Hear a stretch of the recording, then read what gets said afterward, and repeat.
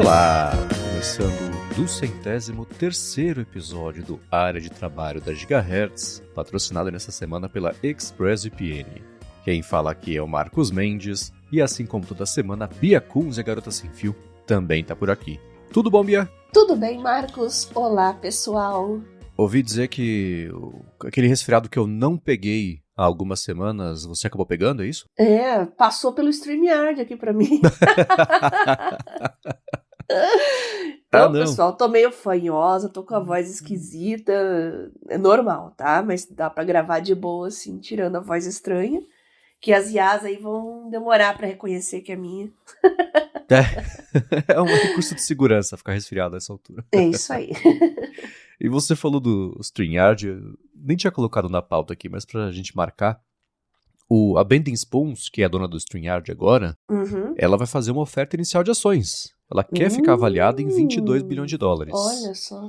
Com o preço que ela cobra com StreamYard, com Evernote, Vimeo, AOL. Lembra que ela comprou a AOL também? Tá doido, mas querem fazer o IPO. Tá na moda fazer IPO, Será né? que tá rendendo tanto assim? Pelo jeito tá. Olha, pois é, mas explica o tanto de preço que eles aumentaram pra tudo, né? Pra mostrar para investidores que é um mercado. Mercado não, né? Que é um negócio sustentável. Bota tudo na culpa da IA, né? Pois é. E realmente IA encarece tudo mesmo, né? E a Bending Spoons tem um DNA com IA muito forte. Mas vamos ver até quando esse modelo aí se sustenta, né? Porque muita gente tá abandonando também esses serviços pagos, muita assinatura, tem gente fazendo, tá um trend aí, pelo menos entre os criadores de conteúdo gringos, assim, fazer um purge de assinaturas, né? Um trending novo aí, vamos ver se isso aí chega por aqui também. É bom que pros gringos tem aqueles serviços que cancelam um monte de assinatura ao mesmo tempo. É uma bela oportunidade de patrocínio. E você falou que a Bending Spoons tem IA no DNA, você quase fez uma boa piada, que ela tem DNA, mas passou batido. Vamos lá, começar com os follow-ups aqui sobre as últimas semanas. Vamos lá. E a gente tem comentado sobre leitores RSS, e o Cássio falou que tem um leitor que é muito bom para Android, que é o FreeFlow. Ele falou, tem inclusive como sincronizar a lista de feeds com o Dropbox e outros serviços, que é totalmente gratuito e sem anúncios. Você chegou a dar uma espiadinha? Abri agora, tô dando uma olhada aqui e vou testar, viu, Cássio? Gostei da dica. Nós que ainda somos a resistência, né, usando RSS e feeds, eu acho que vale a pena a gente testar, como eu falei tantas e tantas vezes, né, para sair das garras dos algoritmos, vale a pena dedicar uns minutos para testar. E quem testar o FeedFlow, conta pra gente o que achou, nós vamos querer saber o feedback de vocês, o que valeu a pena, o que não valeu a pena, porque o que pode servir para mim e para o Marcos pode não servir para muita gente e vice-versa. Exato. E um follow-up em tempo real nosso pro follow-up dele não é só para Android, tem para iOS, tem para Mac, tem para Windows, tem para Linux tô olhando também. Isso aqui agora, tem até para Linux, galera. Então, olha, tem para todo mundo aí, every device you want, tá vendo? Olha aí, ó.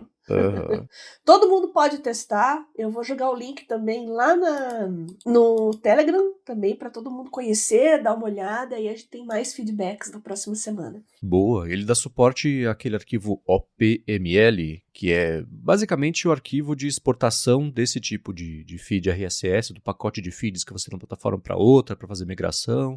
Dá suporte a 25 idiomas, então vou chutar que português esteja entre eles. E a versão desktop é aquele esquema que eu falei que eu acho interessante de você ter a lista na esquerda dos feeds, a lista do meio das notícias, a lista da direita, a notícia aberta que você visualizou com a lista do meio. Então, não fala nada de pagamento, de modelos pagos, pelo menos não na página principal aqui, né? Então, já é Se ele usa o Dropbox, né? Então, você está usando o seu próprio armazenamento, já barateia bastante, né? Sem dúvida, né? E o bom é que o Dropbox tem... Lembra que eu falei semana passada, retrasada, sei lá, né? Que o Dropbox me salvou porque tinha zerado o arquivo de preferências do Keyboard Maestro, perdeu todas as minhas preferências. Poxa. Então, usar o Dropbox tem as suas vantagens. Né? E de migração de RSS para migração do Evernote. Agora, o Gabriel de Oliveira e o Matheus Rodrigues falaram pra gente sobre o Capacities. A gente falou já sobre o Capacities aqui. E o Gabriel de Oliveira falou que agora o Capacities suporta importação em massa a partir do Evernote. E o Matheus Rodrigues falou que tem exportação no celular também sem problema e mandou algumas opções que tem para você exportar do Evernote, imagino, né? conteúdo incorporado, então objeto que está Sim. dentro ali das notas, inclui rascunho, as Uhum. etiquetas também. Então, tá mais uma opção, né? Mais uma chance do Exato. pessoal que tá atrás de uma alternativa. Não, eu recebi muita mensagem de gente falando sobre assistentes aí de importação, de transporte de notas entre serviços e tal. A questão não é importar, gente. Claro, dá um trabalhão, mais de 10 mil notas, né? Mas, independente do serviço para onde você vai, tem os cadernos, tem as tags, tem os links entre as notas, que é uma feature muito antiga do Evernote. Eu tenho muita nota linkada entre elas. Tudo isso é perdido, né? Então eu coloquei na balança mesmo e pensei, é muito melhor eu ficar no modo free, continuar usando o Evernote para pesquisas, buscar alguma coisa, e deixar começar a transportar o meu cérebro mesmo, começar do zero em outro lugar. Muitas notas minhas de estudo, anotação, eu tenho em PDF no Evernote. Então, se eu precisar, eu só baixo, tiro de lá e boto em outro lugar. Mas eu já vinha fazendo uma coisa no Samsung Notes há muito tempo que se mostrou muito produtiva. Parecia inútil no começo, mas é produtiva. Sempre que eu termino um projeto, pode ser uma disciplina que eu estou cursando, ou mesmo um projeto de trabalho, eu fecho o caderno, encerro ele no Samsung Notes, né? E exporto ele para um disco virtual, né? Tava no OneDrive, agora tá no Google Drive, etc. E eu fazia 2 exportações das mesmas notas, dos mesmos cadernos. Primeiro, tudo no formato PDF, né? Para ficar buscável, vamos dizer assim, vamos usar esse termo, né? E depois eu fazia uma segunda exportação no formato do Samsung Notes, porque se eu quisesse reciclar e escrever de volta, aproveitar as mesmas anotações, continuar anotando, eu poderia fazer isso. A chance é muito remota, mas tem teras aí sobrando, né? Vamos fazer do mesmo jeito. E não demorava muito, né? Num instantinho ele exportava tudo, então eu criava pasta lá no meu disco virtual daquele projeto e a subpasta era PDF e a outra Samsung Notes. É mais fácil separar em pastas assim, porque se eu quiser resgatar tudo de volta também é melhor, né? Então, tá tudo lá já. Muita coisa já tá no meu Drive. E agora eu tô trabalhando intensamente aqui no Cowork, né, para criar os meus workflows de trabalho e de estudo. E além do de saúde, né, que eu contei semana passada para vocês como que eu vou transformar o meu prontuário, os meus microdados de saúde em vamos dizer assim, um microambiente, né, para ser analisado por IA. Eu vou fazer o mesmo com as minhas finanças, porque eu posso, por exemplo, pegar os recibos que chegam para mim em e-mail no Uber, Mercado Livre, né, os marketplaces em geral e serviços que você paga todo mês e que os recibos chegam por e-mail, que é muito comum. A minha planilha, olha só, depois de décadas, né? Lembra que a gente comentou num episódio passado, Marcos, que o pessoal perguntava sobre gestão financeira e eu falava, ainda tô lá nas planilhas e tal. Vou fazer um upgrade, mas sem sair das planilhas. Tô pegando os meus modelos, ensinando o Claude como é que eu gosto de organizar minhas finanças pessoais, e ele vai estruturar e vai alimentar sozinho. Ele pega lá no e-mail, opa, usou o Uber hoje, ele já lança na planilha lá. Então, muita coisa vai ser automatizada, né? As contas fixas, ele vai colocar lá todo mês. Se tiver uma ou outra alteração, eu só preciso realmente fazer manualmente essa alteração. Mas de resto, vai ser quase que só checar coisas, gente. Vai ficar só as minhas despesas menores, né, que dá para colocar app de banco. Eu nunca quis fazer isso, né, por motivos de, sei lá, Brasil, né, gente? Então, eu sou muito receosa em conceder acesso. Agora, até todos os bancos agora estão falando, traga sua conta do outro banco para cá. Né? Como eu falei, eu tenho uma conta de décadas aí num bancão e eu tenho um banquinho desses virtuais que eu toda semana coloco um dinheirinho lá e uso para as despesas, para andar por aí, assim, eu me sinto mais segura, né? Então, mas por que eu vou fazer um conversar com o outro? Não faz muito sentido isso, né? Pra ficar fuçando as tuas coisas. Ou então pra alguém, né? Vai que tem uma brecha, algum buraco num dos dois serviços, né? Mas esses bancos virtuais, né? Ainda são imaturos, ainda estão, embora eles estejam alguns deles bem consolidados no Brasil, ainda tem umas brechas, assim, a gente tem uns Todo mundo receios. engatinhando, né? Então, prefiro não tem problema, eu vou lá, pego manualmente tudo, os gastos direitinho, não tem problema, faço. O grosso vai estar automatizado, então eu já fico mais tranquila. Então, saúde, finanças e o meu gestão de gerenciamento de conhecimento, né, que eu trabalho, estudos, que eu ainda não criei um nome para isso, mas eu vou criar um nome. Gestão de conhecimento, talvez, né, mas vou achar um nome bonitinho para denominar isso dentro do meu workflow aqui no Cowork, né, do Claude. Então, saúde, finanças e conhecimentos, vamos dizer assim, né? É bom que se você achar uma boa sigla dos três, você pode escrever um livro já e tá resolvido. Gente, ainda tô organizando, ainda tô fazendo, tô sem tempo. Em julho eu vou ter um pouco mais de tempo, eu devo concluir isso, né? E não uso tanto assim o work do Claude, né? Tô aprendendo agora, assim, é bem tranquilo, mas tô mexendo mais, explorando, enfim, tem uma curvinha de aprendizagem, né? E você falou, essa parte financeira, eu sei que a Anthropic lançou, eles estão lançando isso mais como agentes para o mercado corporativo, mas vai chegar já também para o público final, os assistentes específicos de finanças, tem de saúde também, e o OpenAI está fazendo também. Então, primeiro vai para o mundo corporativo, porque é onde está a grana, né? Claro. Mas depois, especialmente com pressão de acionista, voltando até a falar de Bending Spoons, Evernote, o preço das coisas, lança para o público final também de um outro jeito para virar assistente financeiro.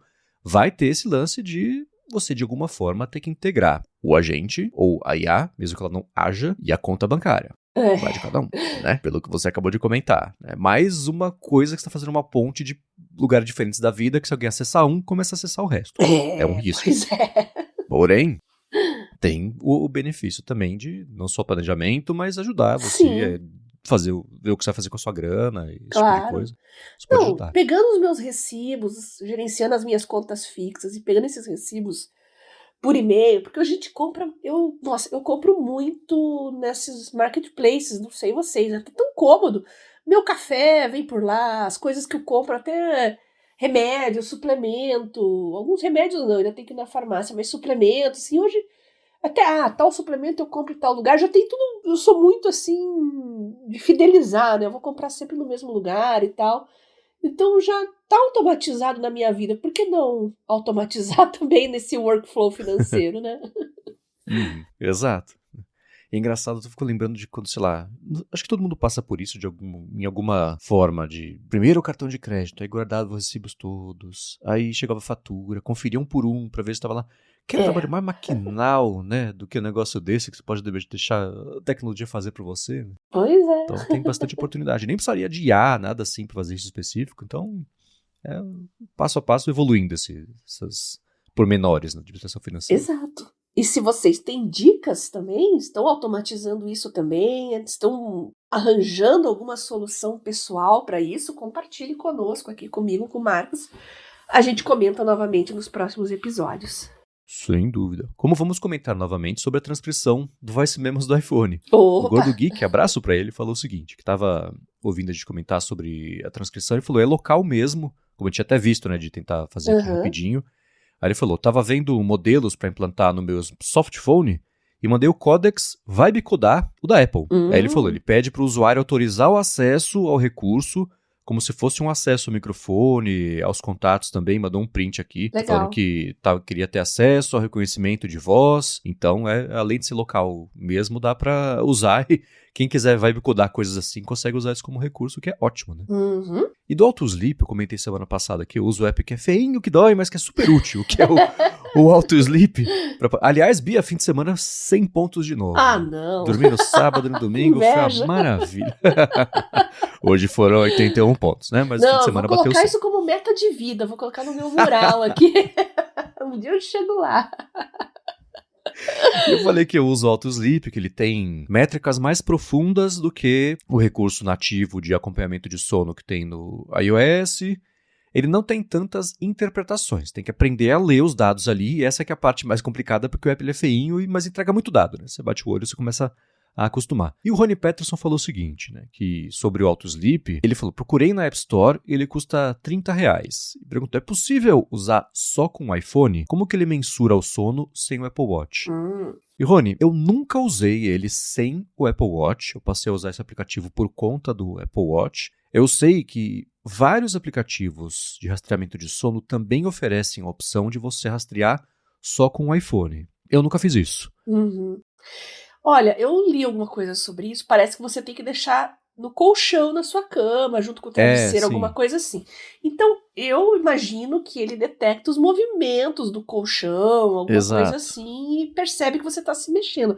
Óbvio que não é preciso igual alguma coisa no seu braço, né? Ou um anel também, tem os anéis que monitoram o sono, mas dá para você ter um nível aí de monitoramento interessante, né? Já que você não tem nenhum dispositivo, quem não tem cão caça com gato. Exato. Pelo que eu vi, serve para você ter uma ideia se você tá dormindo, se você se mexe muito, acorda muitas vezes. Já pro básico, assim, já dá, viu? E é isso que eu ia comentar. Por exemplo, o rastreamento com relógio, ele faz a mensuração dos batimentos cardíacos, da variação disso durante o sono, dependendo do relógio, ele mede também a variação da temperatura, saturação do oxigênio, exatamente, né? O iPhone não vai fazer nada disso. Então, as métricas vão ser diferentes, menos aprofundadas, o que ele deve medir. Tô dizendo isso com base no que eu sei que dá pra fazer sob medição de sono, né?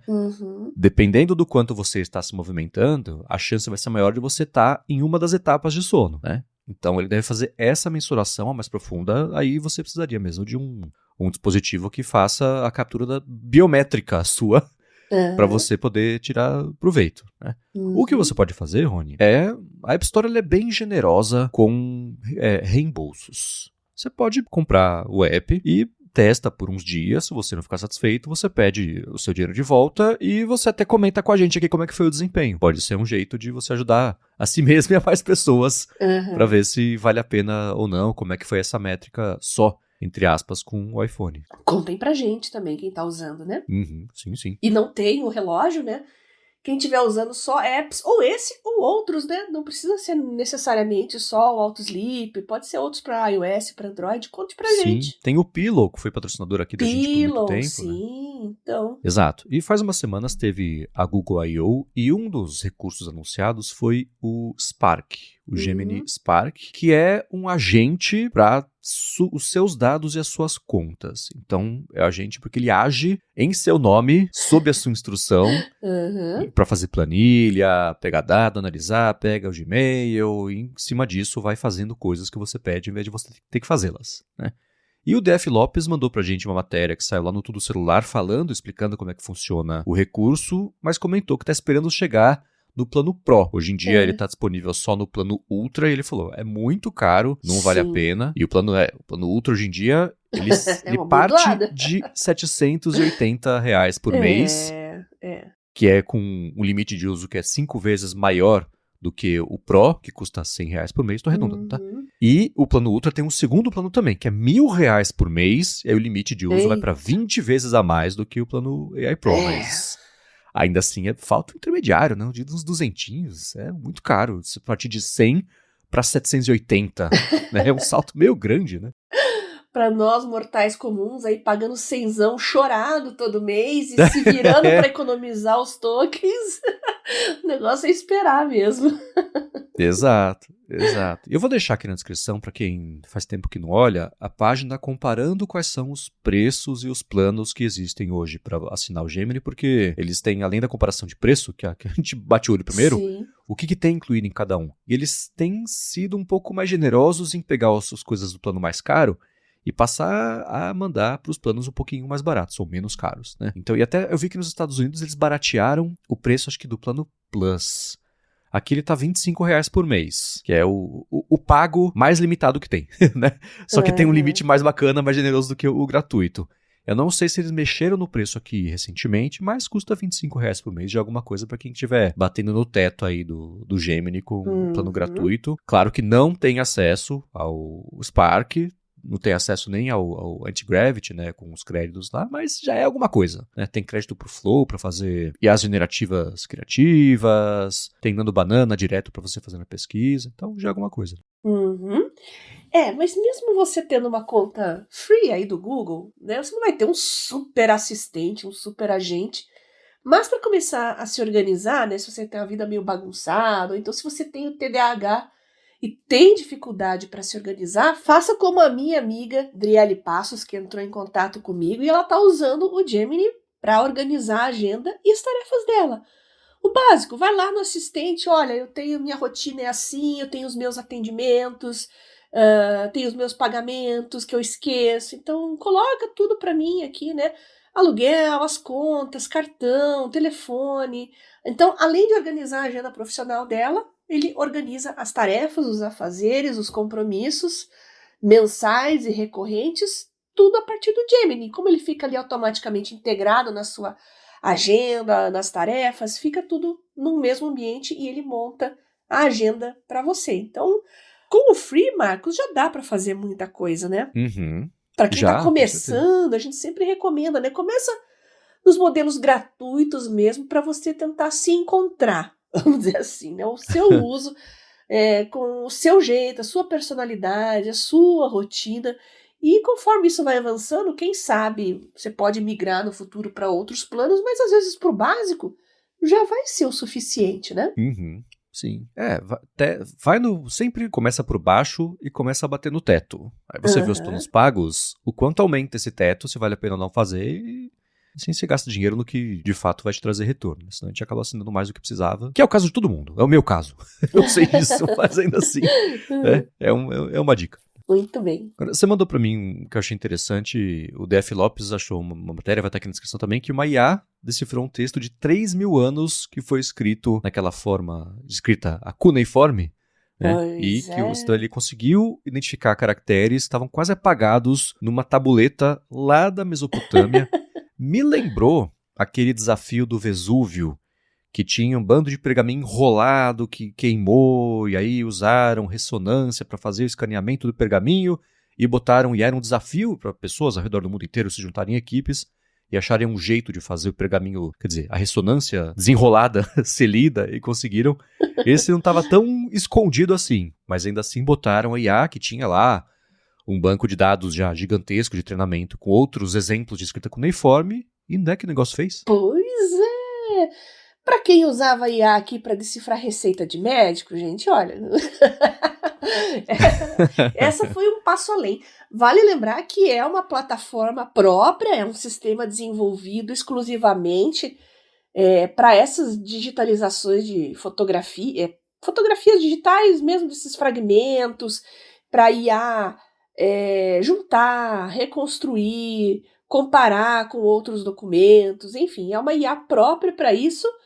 Mas tá aí, já estão tendo avanços e até tendo descobertas incríveis e surpreendentes, né? O nome dessa plataforma, segundo a matéria que o Def Lopes mandou pra gente, é Paleográfico, né? Uhum. E a plataforma já trabalha com mais de 5 milhões de caracteres, né, preservados em 70 mil imagens de tabuletas. Então, tudo isso aí representa um ganho de tempo absurdo, né? Já que antes era tudo manual, né? Você tinha que recrutar especialistas, de repente o especialista tem um tipo de escrita e para outra escrita tinha que ser outra pessoa.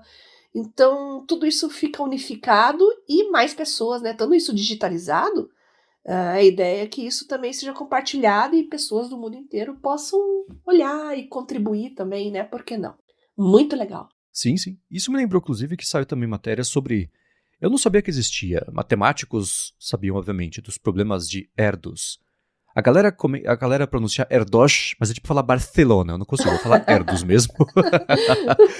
Que eram centenas, tem mais de quase 1.500 problemas não resolvidos que ele propôs ali, que eram meio ele colocou de estímulos criativos matemáticos, pelo que eu entendo.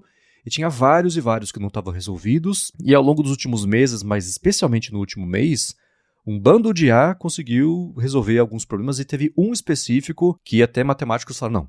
Ela usou, aparentemente, um método novo para resolver esse problema e comprovar, e foi comprovado que foi isso. E a ponto de começar a causar uma espécie de rebuliço e burburinho no mundo da matemática, de matemáticos se colocarem contra o uso. Eu estou simplificando muito aqui, quem é matemático quiser mandar um follow-up explicando melhor, pode mandar, tá? Mas contra o uso da IA para isso, porque a essência tira um pouco da humanidade da matemática e da resolução de problemas que deveriam ser para um estímulo cognitivo mais do que um problema, uma conta difícil de fazer que você bota a calculadora para fazer, ou Excel, sabe? Então isso tudo tem rolado, que eu tenho visto, né, até por conta do IA sob controle, que tá afetando bastante aí, tá causando reverberações no mundo da matemática, botar IA para resolver o problema como se fosse, sei lá, achar falha de segurança em sistema, sabe? Para algumas outras coisas, a IA tá ajudando bastante na matemática. Eu já vi até o Terence Tao, que é não sei se você conhece ele, é um matemático bem conhecido, ganhador da medalha Fields, aí, que é o Nobel da matemática, né? E ele já elogiou algumas IAs aí para ajudar, enfim, para ajudar em cálculos mais complexos e até, por que não, né, desvendar alguns enigmas aí, algumas coisas ainda obscuras no campo. Então, tem os prós e contras, como tudo, né, gente? Então, por que ia ser diferente com a matemática? A gente sempre fala de tantas áreas do conhecimento aqui.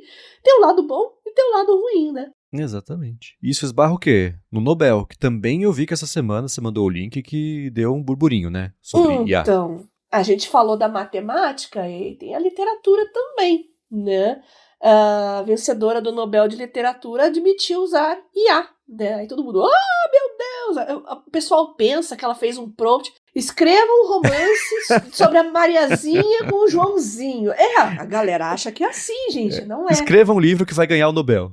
Então, eu tô trabalhando no meu TCC, toda a parte criativa do meu TCC vem das minhas mãos, da minha cabeça, mas eu tô estruturando muita coisa, parte de metodologia, revisão bibliográfica. Gente, é uma mão na roda que não tem nem o que falar. Eu até fiz isso em um sábado, uma tarde de sábado, organizei minhas referências, eu falei, não, tá faltando alguma coisa, não é possível que eu levei uma tarde só pra pra juntar tudo. Tô com os livros, claro, eu tenho muito livro de papel aqui também, muita coisa eu vou ter que adicionar. Mas eu pensei, nossa, eu ia levar uma semana fazendo isso e agora eu fiz uma tarde de sábado, né? Você começa a pensar que tem coisa errada, tem coisa faltando, mas não, tá tudo lá bonitinho. E o meu projeto já tá na fase final aqui, vou trabalhar no meu TCC. O TCC já tá inteiro na minha cabeça, gente. A IA só vai ajudar a acelerar o processo, organizar as informações, estruturar. E é isso que a Olga Tokarczuk, né, o nome dessa vencedora Nobel, faz. Ela diz que costuma lançar uma ideia para a máquina analisar perguntando como podemos desenvolver isso de forma primorosa. Mesmo sabendo das alucinações e dos inúmeros erros dos algoritmos factuais nos campos da economia rigorosa e dos dados completos, devo admitir que na fluidez da ficção literária, essa tecnologia é um recurso de proporções incríveis. Então, gente, ache o seu uso, otimize o seu trabalho, não deixe a sua criatividade de lado, mas olha, é tão bom quando sobra tempo para você trabalhar a criatividade, em vez de você ficar fazendo trabalho braçal e trabalhar com referências, gente. Nossa senhora, gente. Então, e o Zotero tá muito bom, viu, para isso. Tô gostando bastante dele aqui, tá? As integrações são boas. Agora com o IA, então, o Claude já conhece bem o Zotero aqui, então, nossa, gente, realmente é tão fácil que você se sente um sabotador mesmo, mas não é nada disso, só tá otimizando trabalhos cansativos e dando mais tempo para você exercer a sua criatividade e a parte prazerosa, que é construir o seu conhecimento, o seu trabalho em si. E assim, a matéria, por exemplo, que você mandou o vídeo da CNN, né, que a vencedora do Nobel de Literatura admite usar IA. Né? Eu acho que o jeito de falar sobre isso também tá faltando um pouco de cuidado, porque admite já transmite que é uma vergonha. Bandida. E aí você justifica. Bandida, exato, miserável. você dá razão para as críticas vazias e amplifica isso de que ela deixou escapar, que ela botou o Claude para escrever o livro que ganhou o Nobel. Sabe? Acho que falta um pouco de cuidado para falar sobre isso, porque a discussão não avança. Logo isso vai vir mais à luz, viu? Todo grande escritor, todo produtor de conhecimento, todo grande produtor de conhecimento hoje tá usando a IA para agilizar sua rotina, para estruturar melhor as ideias. uma questão de tempo, vencer esses preconceitos aí, principalmente o desconhecimento, né? Esse preconceito todo vem do desconhecimento. Sim. Eu vou perguntar pro meu contador se ele admite que ele usa o Excel pra me ajudar nas finanças. Você lembra, Marcos, uns 20 anos atrás, 25 anos atrás, por exemplo, quando homem mata mulher que conheceu pela internet, assim, bem vago, né? Uhum. Todo mundo fala, nossa senhora, né? Você não pode conhecer pessoas pela internet. Então é mais ou menos por aí. Hoje eu acho engraçado quando eu vejo esse tipo de coisa, né? Toda hora você tá conhecendo pessoas, se relacionando, conversando. Nós aqui através de um podcast, não tô falando só de aplicativos amorosos, né? Conhecer pessoas online vai muito além do campo amoroso, né? Mas é engraçado como a mídia gostava de enfatizar, assim, que quando alguém era uma mulher, principalmente era morta, né? Sempre colocava em destaque ali, já na manchete, que tinha conhecido pela internet. Exato. Meio que um alerta aí, ó, tá vendo? Ó, vocês ficam no Facebook aí, no Orkut. Uhum. E até assim, e se você for pensar, até hoje, sempre vira e mexe aparece caso assim, né? Mulher teve 60 mil reais roubados porque achava que tava namorando o Brad Pitt. É verdade. Sabe? Assim, histórias...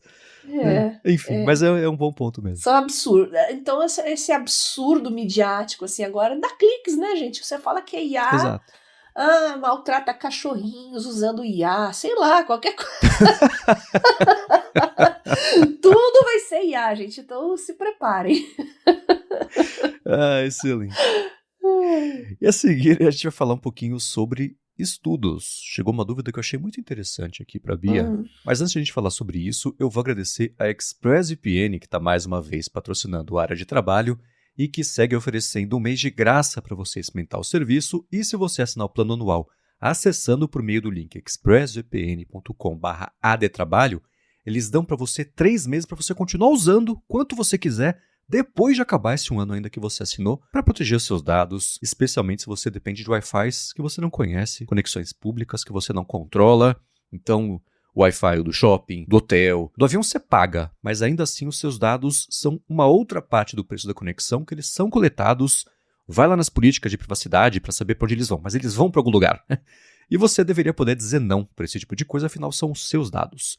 E você diz não com a ExpressVPN. Tudo o que acontece quando você roteia a sua conexão pelos servidores da ExpressVPN fica criptografado e nem ela sabe os sites que você está acessando, os arquivos que você está trafegando, os servidores que você bateu e consultou, por quanto tempo, qual aplicativo que você usou, de onde você veio, para onde você vai, qual que é o seu aparelho, quem é você, no fim das contas, né? E para streaming é muito bacana você usar a ExpressVPN, que dependendo do país que você usar para rotear a sua conexão, você vê o catálogo desses países, que é um catálogo diferente do que tem no Brasil, para ver como é fácil colocar no seu telefone, no tablet, na TV, dependendo do modelo, tem app da ExpressVPN na TV, na Apple TV, que tem, e eu uso assim todo dia aqui em casa, no roteador de casa direto se você quiser, vai em expressvpn.com/adtrabalho, testa por um mês de graça, e se você assinar o plano anual, eles dão para você 3 meses a mais aí para você seguir usando. Muito obrigado ExpressVPN pelo patrocínio de mais esse episódio do Área de Trabalho e pelo apoio a toda Gigahertz. Obrigado ao pessoal da ExpressVPN por ajudar os nossos ouvintes e nós a ficarmos mais produtivos e seguros. Obrigado, e vamos lá. O pai da Isabela Fonseca, Opa. que falou pra gente falar que é o pai da Isabela Fonseca,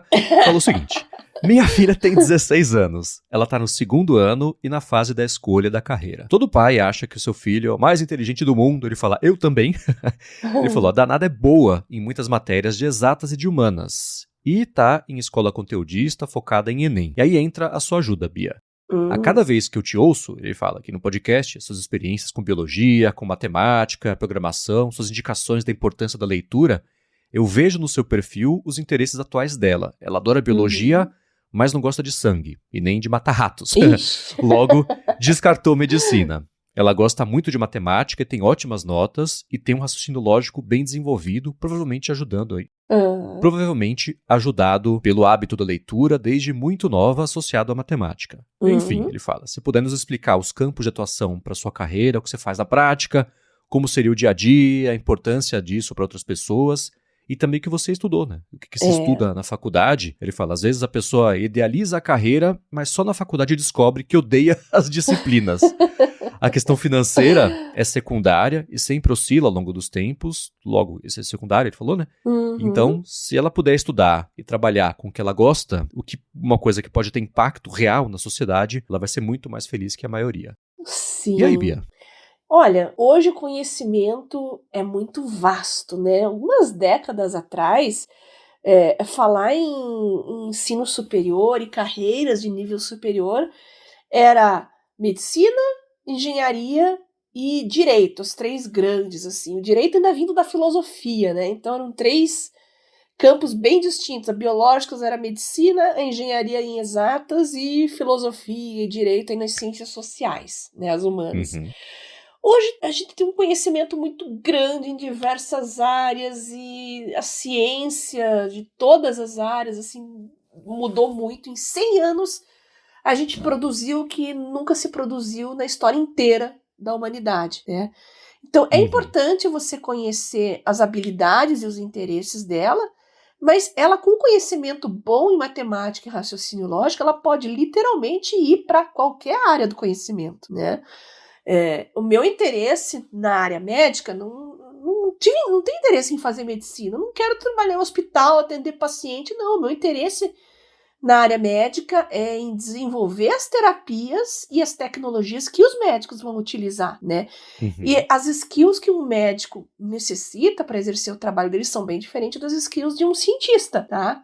Então, primeiro você tem que ver se o interesse dela é trabalhar mesmo no mercado, desenvolvendo soluções, ou se ela tem um interesse científico. Isso já ajuda bastante a dividir um pouco aí o caminho que ela vai seguir. Porque seguir carreira acadêmica, você tem que ter interesse científico e desenvolver, enfim, dependendo da área que ela for, né, desenvolver novas tecnologias, ou trabalhar em ciência básica, ou ciência aplicada. É difícil, né? Tudo isso você tem que analisar junto com ela, antes de tudo, ver se ela tem esse interesse científico, mas se ela gosta de matemática, gosta. E é importante o hábito da leitura, porque também é uma coisa que em qualquer área é importante ter. Ler não é coisa de humanas, não, gente, tá? A leitura é fundamental, tanto de ficção quanto não ficção, para você trabalhar a sua criatividade, a imaginação. Imaginar é importante, isso só o livro proporciona, tá? As séries, TV, cinema, eles entregam tudo pronto para você, né? Faz adaptação de Um Senhor dos Anéis, assim, vem tudo pronto para você. Mas quando você lê o livro, é aí que você trabalha a sua criatividade, a sua imaginação, e dependendo do que ela for criar no futuro, ela vai ter mais facilidade ou não, se ela tem esse hábito da leitura. Então, a sua filha pode ir para qualquer área, não é só porque ela se interessa em matemática e tem um raciocínio lógico desenvolvido que ela deve seguir exatas, não, tá? Eu acredito que a área das ciências sociais aí também, olha o que a gente falou sobre arqueologia aqui mesmo nesse episódio, né? Desvendar lá as tabuletas, é a área da arqueologia, sociologia, estudo de civilizações, né? Desenvolvimento humano. Olha lá, tem uma solução de IA que foi desenvolvida só para isso, né?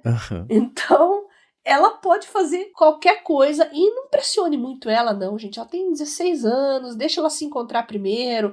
Eu sei que tem uma pressão aí com 17, 18, escolher aquilo que você vai fazer pro resto da sua vida, mas não pressione, não, tá? Então, eu até sugeriria que ela começasse a trabalhar em alguma coisa que ela goste, tá? Nem que seja como freelancer ou desenvolvendo, começando a mexer com programação. Muita gente começou assim, né? Inclusive ouvintes nossos, gente que eu acompanho no meu blog lá há 20 anos, que eu tenho contato até hoje, que tá nessa carreira, começou assim. Tinha um celularzinho da Nokia lá, começou a mexer em Symbian. E hoje tem muito jovem também, compra um kit de Arduino, aí começa a ser intrometido mesmo, curioso, metido a besta. Você acha tudo na web. Se ela tiver um jeito para ser autodidata, ela acha o caminho dela, né?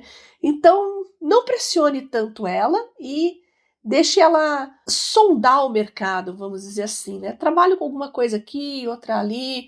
Se ela não gosta de sangue nem de matar ratos, aí complica, porque a parte clínica vai ter sangue e matar ratos. Até eu fiz um curso aí de experimentação animal, eu também não gosto de matar ratos, mas eu tive que fazer um curso, fazer o quê? Ciência de bancada envolve você trabalhar tanto com células quanto com animais, né? Mas não tem problema, ela pode ficar na parte de programação ali, não precisa matar ratos, não. Ela pode ter contato com eles só na parte de análise e coleta de dados. Aliás, coleta de dados e análise de dados é uma área que falta muita gente, viu? Se ela tiver vocação para isso, uma cabeça de estatística, assim, boa, e geralmente quem tem um raciocínio lógico bom consegue desenvolver um raciocínio estatístico bom também, ó, é um outro campo que a empregabilidade é altíssima hoje em dia, e estatísticos atuam não só na medicina, na engenharia, mas também nas ciências sociais, na economia, qualquer área. Então, pai da Isabela, fique tranquilo, tá? Deixe ela desenvolver os interesses dela com calma, não pressione muito e deixe ela achar o caminho dela, tá? Não pressione, ó, fez 17 anos, vai ter que fazer o Enem para tal coisa. Se não der, beleza, tenta outra coisa, deixa ela se encontrar sem pressionar, tá bom? Quanto menos pressão, melhor. Eu ia comentar, você falou uma coisa, de você escolher o que vai fazer pro resto da vida. Putz, são poucos contextos em que é verdade que você vai escolher o que vai fazer pro resto da vida. É muito tempo o resto da vida. Né? Sempre, salvo exceções, dá tempo de você fazer um ajuste, trocar completamente de carreira, né? Assim, começar a faculdade... A Bia, né? Você tem o canal Vestibulando aos 40, você tá fazendo faculdade agora. Pois é. Né? Então, apesar de ser uma decisão... apesar de ser uma decisão gigantesca, ela não vai ser permanente. Não. Então, errar não seria um problema, sabe? É chato perder alguns anos, óbvio, mas você não vai ser um desperdício completo, que você certamente vai usar uma coisa que você aprendeu na faculdade de matemática se você fizer culinária. Tudo bem que receita tem contas. Foi um exemplo ruim, mas depois entendeu o que eu quis dizer aqui, né? E eu já citei isso uma outra vez, mas eu vou comentar de novo. Teve um caso de um entrevistado agora voltou a ser Carreira Sem Fronteiras, né? O podcast da Alura que o Fabrício Carraro apresenta, que é um cara que ele estava trabalhando, até o momento que teve a entrevista, tem um aninho aí, em Palma de Mallorca. E ele fez ciência da computação lá na Federal da Bahia. Aí ele passou a trabalhar com oceanografia. Depois de um tempo, ele estava trabalhando com análise de dados de sinais cerebrais para prever convulsão. Eu sempre esqueço a palavra convulsão. Assim, eu tô dando um exemplo de uma área que ela é bastante maleável, mas no fim das contas, muitas são, né? Eu já ia atrás desse exemplo, você falou de dados. Dado, hoje em dia, além de estar muito em voga, vai saber como é que vai estar daqui a alguns anos quando ela se formar. É outro assunto. Mas está enveredando em mais áreas por conta do uso de IA, né? Então, ter isso na manga pode ser meio que um cinto coringa de utilidades. Aí juntei o vilão com o herói do Batman. Pode funcionar, né? Mas teve uma pergunta aqui no meio do que o pai da Isabela Fonseca fez, que acho que faz tempo que a gente não toca aqui. Para quem chegou recentemente no podcast, pode ser uma boa também para entender melhor como é que foi a trajetória que você seguiu até chegar no que você está se preparando para passar a fazer uma vez que você se forme. Né? Então, isso que ele falou aqui de odiar as disciplinas, gente, isso em qualquer carreira você vai... Por mais que você ame, você vai odiar as disciplinas, tá? Então, você não tem que largar um curso, uma carreira, exclusivamente porque odeia as disciplinas, mas porque você não se vê naquele campo no futuro, tá? A ligação das disciplinas que você odeia com o que você ama. Se você não encontra essa conexão, então realmente você tá no lugar errado, tá? Mas esse negócio de amar e odiar, tem coisas que eu odeio também, mas eu preciso aprender, preciso estudar, e lá na frente acaba fazendo sentido. Então tem que sofrer um pouquinho, passar algum perrengue, né? Agora, eu sou muito fora da curva, né? Eu tenho interesse em determinada coisa, né? Eu nunca escolhi o curso de biomedicina ou o curso de informática biomédica. Eu quero fazer isso, isso e isso. O que eu posso estudar que vai me levar aonde eu quero chegar? Então, eu sei que nem todo mundo tem muito claro isso na cabeça, né? Mesmo quando eu tinha 17 anos, eu tinha isso muito claro. Inicialmente, eu pensava em fazer medicina, até que a minha madrinha fez uma cirurgia, uma reconstrução, uma reabilitação oral mesmo, né? Parecia que ela virou outra pessoa. Eu achei que ela tinha feito uma cirurgia plástica, eu conversei com ela. Eu lembro até hoje desse dia, gente, para vocês terem uma ideia. Ela falou, não, eu fiz uma reabilitação com um periodontista. Eu, nossa, periodontista. Eu peguei a minha agenda lá, escrevi, porque eu nunca tinha ouvido aquela palavra na minha vida, né? Vou pesquisar o que é isso. E como é que eu ia achar um periodontista? Não tinha internet no início dos anos 90, gente. E sabe o que eu fiz? Eu peguei a lista telefônica, as páginas amarelas. Os mais velhos vão se lembrar que médicos e dentistas tinham lá por especialidade, né? Então, na parte de odontologia, lá, os dentistas, eu fui lá, periodontistas, aí tinha os periodontistas e o telefone dos consultórios. Eu vi um que estava escrito professor, doutor, falei, bom, acho que esse eu posso ligar, porque se eu for muito chata, muito invasiva, ele não vai bater o telefone na minha cara, já que ele é professor, né? Então eu liguei, olha a cara de pau, né? Liguei no consultório, falei que eu pretendia ser aluna na faculdade deles, queria estudar. Nossa, ele foi um amor de pessoa. Liguei para a pessoa certa, né? Falou tudo que ele fazia, que ele era professor, e o que era a periodontia mesmo. Nossa, eu fiquei encantada. Ele foi tão sedutor, assim, com a carreira dele, né? Ele gostava tanto do que ele fazia, que o bichinho me picou, gente. Eu entrei, fiz vestibular para odontologia para fazer periodontia, e foi o que eu acabei fazendo, né? Então eu sempre fui muito determinada nisso. Eu quero fazer X coisa, né? Aí eu procuro qual curso, qual área, o que eu tenho que estudar para alcançar aquele conhecimento que eu quero ter. Eu sei que não é todo mundo que pensa assim, né? E infelizmente nossas escolas, a educação formal sempre foi péssima. Eu queria fazer comunicação também quando eu estava no ensino médio. Eu fiz radiolocução, eu fiz alguns comerciais na adolescência. Fazer um dinheirinho extra, né? Graças a Deus, os comerciais de TV, coisas que eu fiz, já estão esquecidos para sempre, porque foi antes da internet. Eu tenho alguns recortes de jornais que eu morro de vergonha daquilo, mas enfim, né? Faz parte da vida. E eu fiz um curso de locução, Fábio Guerreiro, o nome dele, ele era radialista. Não sei onde ele anda hoje, gostaria de saber. E eu falei, poxa, eu pensava em fazer, gosto de comunicação e tal, mas eu não queria isso como curso superior, estudar isso. Eu queria fazer por diversão e tal. E foi ele que falou, você pode ir para a área da saúde, biológicos, e ser uma comunicadora na sua área. Eu falei, nossa, que legal. Não tinha pensado por esse lado, né?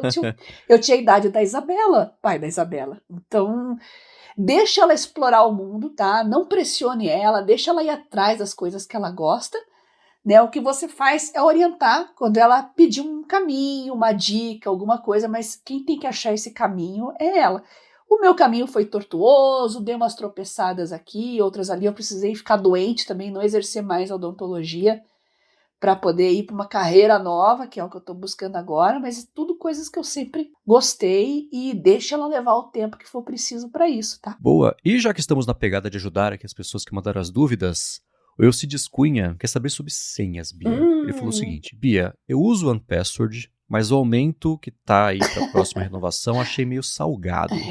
Você usa ou indica algum gerenciador? E falou grato pelos ensinamentos na área de trabalho. Olha, não uso gerenciador. Eu tenho alguns aqui do próprio Samsung Pass, aquele que você autentica com o dedão ali ou com sua biometria. O Passkey. Enfim, você autentica de alguma maneira sem você precisar decorar, mas não para tudo. Eu tenho para algumas coisas. A Apple tem isso também, né, Marcos? Então... Sim, o Passkey é um padrão de mercado agora. Isso, então. E para essas coisas eu uso, mas por incrível que pareça, senhas que eu uso pouco, eu anoto no caderninho. Senhas muito importantes, eu já expliquei isso aqui, tá? Por questões de saúde, contato com a minha família. Minha família, se eles precisarem acessar, acontecer alguma coisa comigo, eles precisarem acessar, tem o meu caderninho de papel, tá? É por esse motivo apenas, tá? Então eu tenho muita coisa no papel e eu decoro as minhas senhas. Sim, são diferentes todos os sites, mas eu decoro. Se vocês quiserem saber como, um dia eu conto pra vocês. Se tiver bastante gente pedindo, decoro tudo, gente. Eu decoro, eu sei de cor. Você tem um algoritmo mental, sem querer revelar nada aqui, né? Então, hackers, pulem esse capítulo. Mas tem uma lógica que você segue. Vai levar um episódio inteiro pra explicar, mas eu tenho um algoritmo mental e eu memorizo as minhas senhas. Assim como o número de telefone das pessoas mais próximas, eu memorizo. Gente, a gente perdeu o hábito de memorizar coisas, né? A gente não sabe o número nem do filho, nem do pai, às vezes, né? Memorizem, não percam, não deixem o cérebro atrofiar nesse sentido. Até porque um dia, sei lá, te roubam, você tá num lugar longe de casa. você é assaltado, fica sem o celular, como é que você vai ligar pra sua família pra pedir socorro? Já parou pra pensar nisso? É, né? Pois é. É. Mas meu telefone do meu pai tá na memória do meu telefone. Puxa, que bom, né? Não tava na sua, tava no seu telefone. E agora? Pede pro ladrão avisar. E aí? O ladrão com certeza vai avisar, vai falar que te sequestrou, vai pedir Falar, dinheiro pai, pra troquei ele. de número, aqui tá o meu telefone novo. Manda um pix. Então, eu, até por exercício mental, depois que eu tive a Covid longa e tal, eu tô resgatando, assim, memória e algumas funções executivas, cognitivas minhas também, então eu procuro decorar, memorizar bastante coisa, tá? É saudável, não é ruim, não. Claro que você não vai Mas, Bia, decorar bobeiras, né? Você vai decorar coisas que são importantes. eu tô com uma dúvida, Bia. Eu abri aqui meu aplicativo de senhas do macOS, do iOS. Tem 733 itens salvos. Eu te garanto que dá pra você saber todas, sem você usar um gerenciador de senha. Sim, juro pra você. Se vocês quiserem saber, vou deixar um spoiler aqui pro próximo episódio, mas tem como você saber 700 senhas. Ok. Eu tenho as minhas anotadinhas aqui, eu tenho algumas no gerenciador da Samsung, que assim, por puro comodismo, é mais um login acadêmico, coisa chata que você tem que ficar digitando toda hora, sabe? É mais pela chatice de ficar digitando. Então, essas eu autentico com o dedão ali. Às vezes eu acesso 2, 3 vezes por dia, é um saco. Então, essas eu coloco ali. Mas outras coisas não, tá tudo na minha cabeça. Se vocês quiserem, pode encher o meu Telegram de mensagem lá. Quiserem saber o segredo, eu conto o segredo aqui. Vai levar um podcast inteiro pra isso. Excelente. E você, Marcos, você tá usando o quê?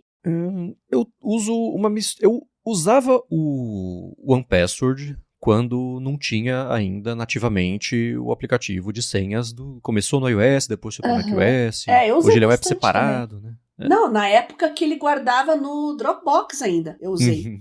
Então, né, o cofre que eles chamavam, né? Vault, né? Que eles chamam, fica um disco virtual seu. Eu sentia segurança suficiente, eu parei de usar quando isso acabou, né? Você tinha que E aí eles implementaram assinatura. Então... Gente, o OnePassword tinha o Windows Mobile. Agora que eu tô lembrando aqui, é muito antes de iOS. Eu fui usar no iOS porque eu usava em Windows Mobile e outras plataformas pré-iOS Android aí, e funcionava bem, justamente porque não tinha assinatura. Eu lembro que eu comprei o software, né? Então, saudades, né? Bons tempos que você pagava uma vez só pelas coisas. Pois é. E o OnePassword, eu acho que ele ainda até tem um jeito que é super escondido de você chegar e botar lá pra super comprar escondido. A versão, você tem que assinar, mas... porque não sei, já falaram que tem, eu nunca achei.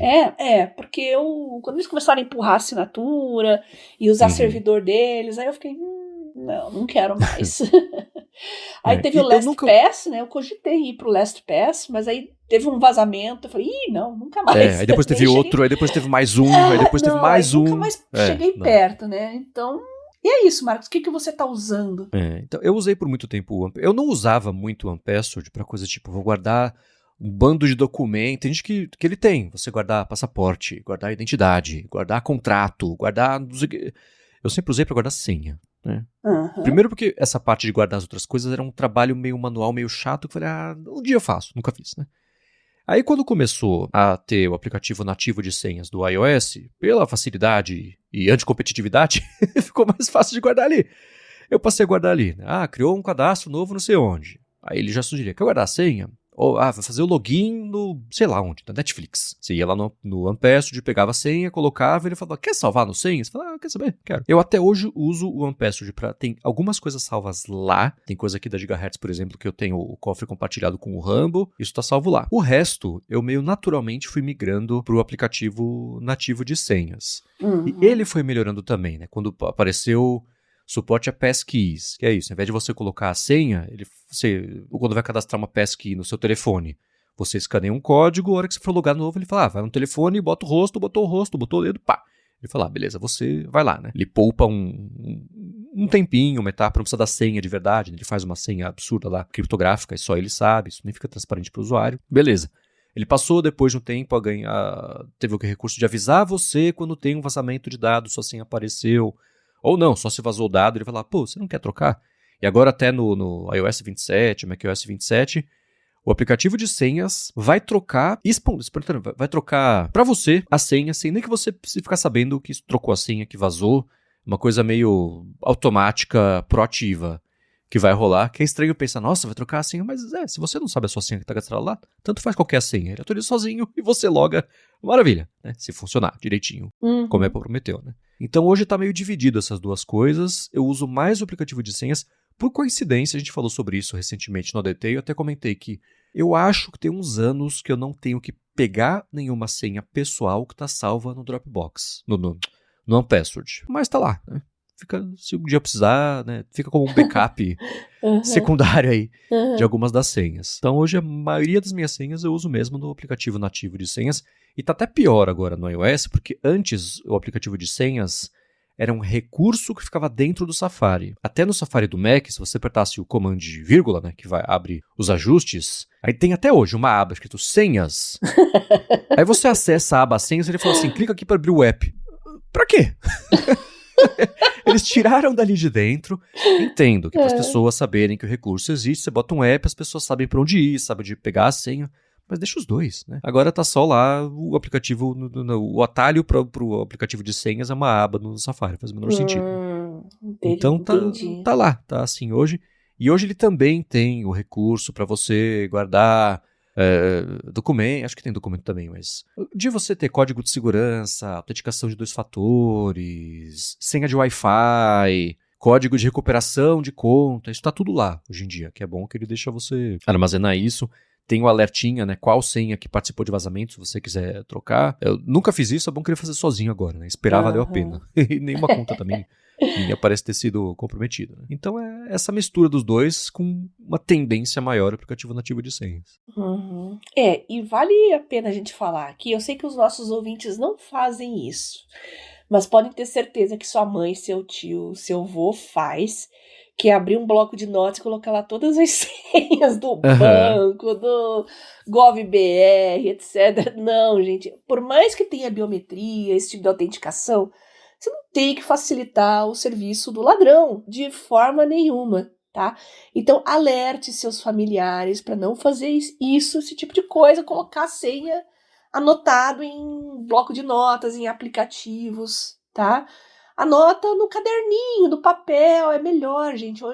A gente falava para não fazer isso antigamente. Hoje os golpes estão no meio virtual. Então, coloque no papel. Tá mais seguro do que deixar no meio virtual, né? Tem até político, empresário famoso aí, que ficou conhecido por colocar lista de propinas no bloco de notas, caixa 2 no bloco de notas. Pelo amor de Deus, né? Então, fiquem espertos com relação a isso e avisem seus familiares também, tá? Quem tiver outras dicas, é claro, pode mandar em gigahertz.fm/feedback ou pra Bia, ela já fala como, mas para achar os links do que a gente comentou no episódio de hoje, vai em gigahertz.fm/adtrabalho/203 ou tem também aqui nas notas do episódio. Obrigado, ExpressVPN, pelo patrocínio do episódio de hoje. A vocês que deixam reviews, avaliações, que recomendam a área de trabalho, que mandam pra gente follow-ups e feedbacks e perguntas e comentários e ajudam a gente a pautar aqui e melhorar a produtividade episódio após episódio. E obrigado a você, Bia, por justamente ajudar todo mundo, inclusive eu, a ter uma vida cada vez mais produtiva. Eu que agradeço você, Marcos, pelo convite para fazer o área de trabalho, nossos patrocinadores que viabilizam ele e vocês, ouvintes, que sempre mandam dicas, sugestões, comentários, prints, links. Estamos sempre conhecendo serviços novos, como um leitor de feeds, por exemplo, que eu vou testar aqui, a gente vai voltar a conversar no futuro, e vocês também podem entrar em contato comigo para perguntar os links dos grupos do Mundo Sem Fio, Produtividade Móvel, o IA na Prática, todos eles, você entra em contato comigo pedindo o sacolão de links, que eu vou mandar todos os links de uma vez só para você poder interagir e conversar com a comunidade também, que o pessoal tá sempre trocando dicas, prompts, né? O pessoal gosta muito de compartilhar prompts lá para fazer tarefas. Então, entre em contato comigo. E se vocês quiserem saber como decorar 700 senhas, também entre em contato comigo. Pelo Telegram, na @BiaCunze. Boa, para falar comigo, MVC Mendes, apresento por aqui o área de transferência também, o A Fonte. apresento para a Lura o IA sob controle. Meus textos vocês encontram no 9to5Mac, que foi corrido essa semana com a cobertura da WWDC. Tem muita coisa lá para quem quiser ler. Obrigado mais uma vez pela audiência de vocês e a gente volta na quarta que vem. Beijoca sem fio a todos e até semana que vem.